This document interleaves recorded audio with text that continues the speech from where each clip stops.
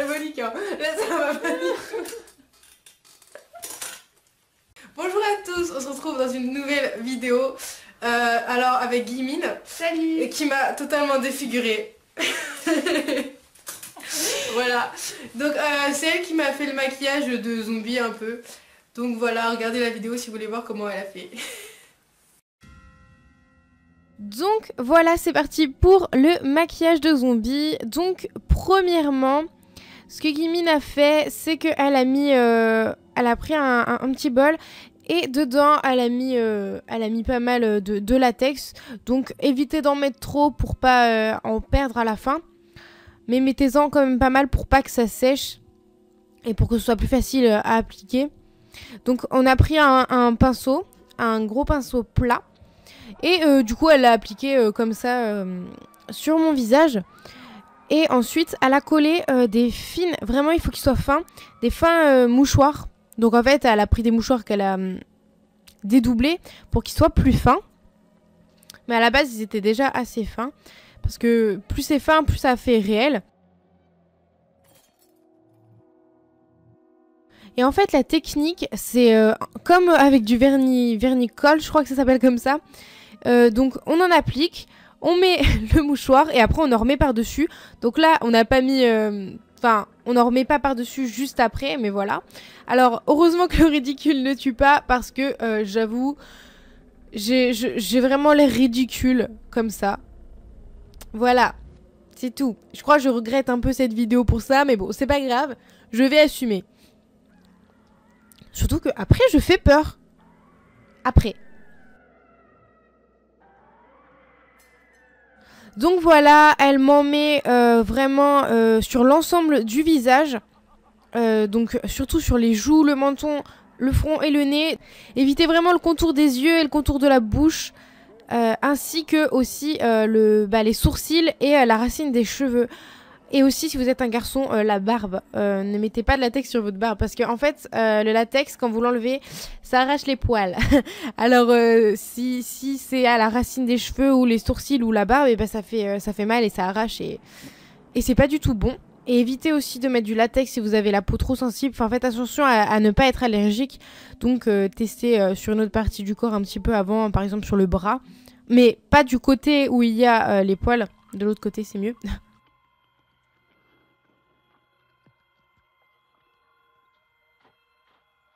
Et donc voilà, on a beaucoup rigolé parce que c'était très drôle à appliquer. J'étais tellement pas crédible.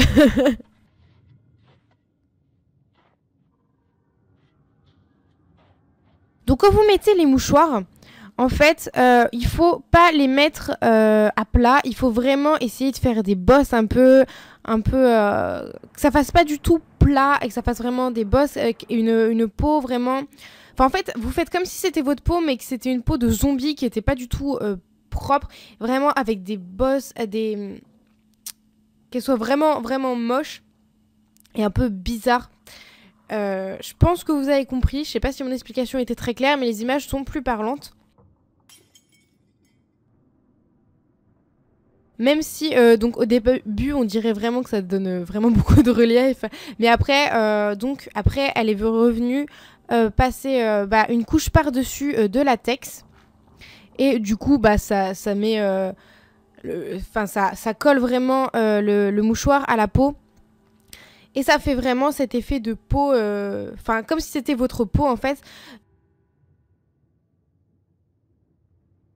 Juste un conseil que j'ai remarqué du coup suite au maquillage, sur les bords où vous avez mis le mouchoir, pour éviter de faire démarcation, essayez que ce soit pas trop épais, juste sur les bords, comme ça se fondra mieux.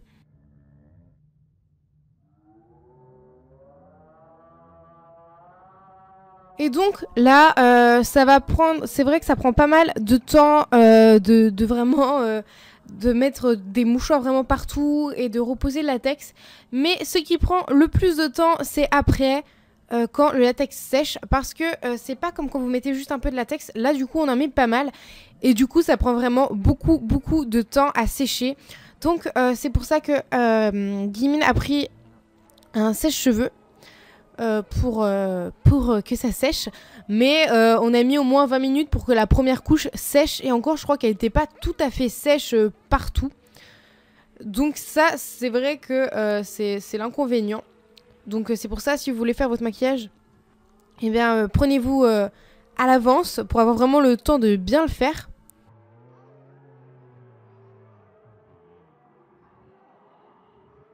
Et donc ensuite, ce que Guillemine a fait, donc là c'était peut-être pas totalement sec, mais c'est pas hyper grave. Ce qu'elle a fait, c'est qu'elle m'en a remis une plus grosse couche, enfin une deuxième couche, mais du coup, pour faire un endroit où il y en aurait plus, vraiment juste sur ma joue gauche.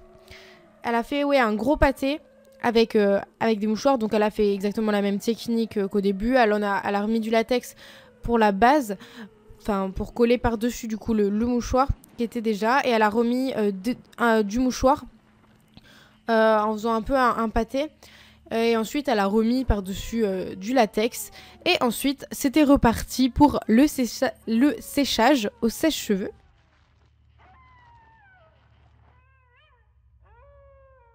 Et donc là, ça paraît pas hyper épais, mais quand on va couper, c'est important qu'il y ait quand même plus d'épaisseur. Donc parce que justement, là, elle a pris un petit ciseau bien pointu. Donc là, faites attention à pas vous couper vous. Mais normalement, avec le mouchoir, ça va tranquille.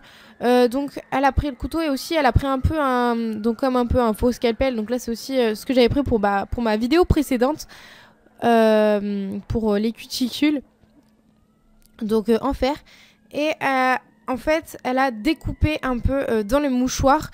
Elle a découpé donc un tout petit peu sur ma joue droite. Un tout petit peu aussi sur le front à un endroit. Et ensuite, elle va le faire aussi sur ma joue. Mais en fait, elle a commencé à couper. Et après, on s'est dit que ça aurait été mieux de mettre le fond de teint à ce niveau-là. Parce qu'en fait, en plus, on a bien fait. Parce qu'on s'est rendu compte qu'en fait, le fond de teint, après, ça recolle là où on coupe.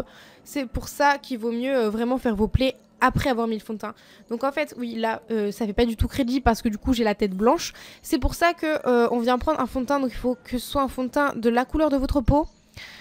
Voire un peu plus clair, mais pas plus foncé, parce qu'au début on en avait pris un qui était un peu trop foncé et ça n'allait pas. Du coup moi j'ai fait avec ma bébé crème de chez Yves Rocher qui était de la couleur de ma peau, et franchement je pensais que la bébé crème ne couvrirait pas assez, et finalement ça a très bien couvert.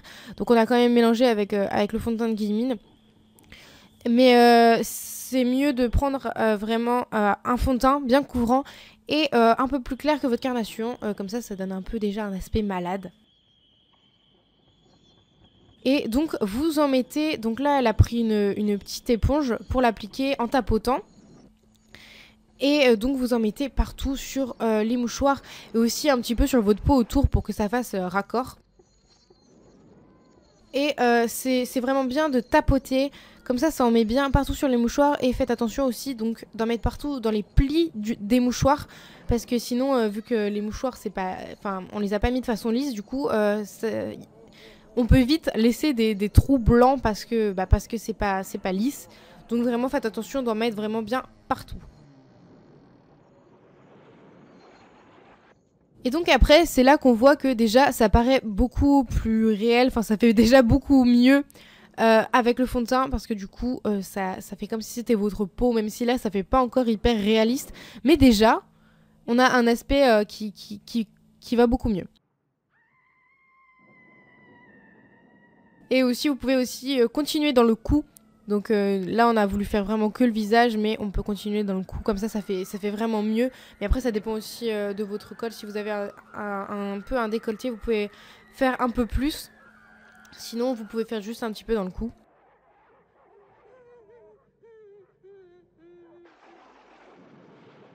Et donc là Guillemine a repris du coup le petit ciseau et le petit scalpel, et elle a vraiment découpé donc les plaies dans les mouchoirs. Donc là sur ma joue gauche où elle avait vraiment remis un pâté, dans ce pâté eh bien elle découpe, et un peu en n'importe comment, j'ai envie de dire, elle découpe et elle fait vraiment un trou, un peu comme si c'était arraché, enfin comme si c'était ma peau en fait. En fait, on part du principe que le mouchoir, c'est ma peau, et du coup, elle arrache. Voilà, elle arrache. Et du coup, en dessous, au niveau vraiment de la plaie, enfin, ce sera ma peau, en fait, ma vraie peau. Et du coup, le mouchoir, c'est ma peau qui a été arrachée. Sur ce niveau-là. Et donc là, on va forcément avoir un peu de mouchoir qui du coup est blanc. Parce que c'était caché, mais c'est pas grave. Après, on va reprendre la mousse de tout à l'heure avec le fond de teint et on va colorer. Mais faites attention avec la mousse de pas trop tapoter. Là, du coup, Guillemine, elle a pris un petit pinceau, parce que sinon, ça recolle en fait les bouts que vous avez enlevés. Donc c'est pour ça, c'est peut-être mieux, c'est mieux avec un pinceau. Donc vous essayez de pas trop appuyer. Mais là, si les bouts sont pas hyper bien colorés, c'est pas hyper grave parce qu'après, sur ces bouts arrachés, on va vraiment mettre plein de couleurs, du rouge, du noir. Donc ça se verra pas trop. Donc c'est pour ça qu'on met quand même du fond de teint pour donner la couleur de la peau de base. Mais si c'est pas hyper bien fait, c'est pas grave. Donc là... on s'attaque vraiment à la plaie en elle-même, la grosse plaie. Donc, Guillemine a pris un petit crayon de fard noir et elle m'en a vraiment mis dans la plaie, en accentuant surtout les tours, mais elle en a mis partout dans la plaie, mais vraiment en accentuant le contour de la plaie, que ça fasse bien foncé pour donner de la profondeur. Et elle a un peu estompé avec un mouchoir et ses doigts pour qu'au centre ça fasse un peu moins foncé. Ensuite, après avoir mis le noir pour donner la profondeur, elle est passée au rouge. Donc, pour que ce soit un rouge plus vif, au lieu de prendre un fard rouge, elle a pris un rouge à lèvres rouge. Donc, elle a appliqué au doigt pour mieux l'appliquer et pour pas trop abîmer son stick. Et elle en a mis partout à l'intérieur de la plaie, en mettant un peu moins quand même sur les contours pour laisser plus de noir. Mais du coup, le rouge, déjà, il est plus foncé. On a quand même ce noir de profondeur. Et elle en a mis un peu partout sur les mouchoirs qui faisaient ma peau arrachée en fait. Et elle en a mis un peu autour. Et là c'est vraiment... vous en mettez un petit peu partout. Ensuite on est passé à mes autres plaies. Donc elle en a fait une petite sur le côté en haut de mon front. Vous voyez. Et sur mon autre joue aussi. Mais vraiment une plus petite. Parce que c'était vraiment ma joue gauche qui avait vraiment la grosse plaie. Et donc là, ce que vous pouvez faire, et ce que je pense que je vais faire moi à Halloween, c'est que vous pouvez faire ça juste sur un endroit. Moi, je pense que juste sur une joue, je vais me faire comme la plaie sur ma joue gauche, en fait, pour vraiment faire une grosse plaie, mais que d'un côté, en fait. Pas forcément être zombie, mais du coup, ça me fait une grosse plaie. Donc, ensuite, on est repassé à ma grosse plaie, et elle a pris l'éponge de tout à l'heure, et avec de la peinture rouge cette fois, elle en a mis, et elle a mis un peu de peinture noire à côté, mais on les a pas mélangés en fait. Comme ça, ça fait vraiment... comme ça se mélange mais naturellement, et ça fait beaucoup plus réaliste. Et donc, elle en a mis donc dans ma plaie, sur le mouchoir sur le côté, un petit peu autour, un peu partout en fait. Et vraiment, avec la peinture comme ça fait beaucoup plus réaliste. Elle en a mis sur toutes les plaies en fait. Donc elle en met surtout dans la plaie, mais un petit peu autour aussi. Et aussi en tapotant pour faire un petit peu éclabousser, que ça fasse pas juste un amas de couleurs. Et ce qui est bien dans le fait de mettre du noir et du rouge, c'est que du coup, ça se mélange naturellement et ça fait pas juste du rouge ou juste du noir. Et ça fait beaucoup mieux, beaucoup plus réaliste. Ensuite, elle a pris un peu de faux sang pour en remettre dans ma grosse plaie. Mais finalement, le faux sang, on peut attendre vraiment la fin pour en mettre. Ça sert pas... Enfin, il n'y a pas besoin d'en mettre trop tôt.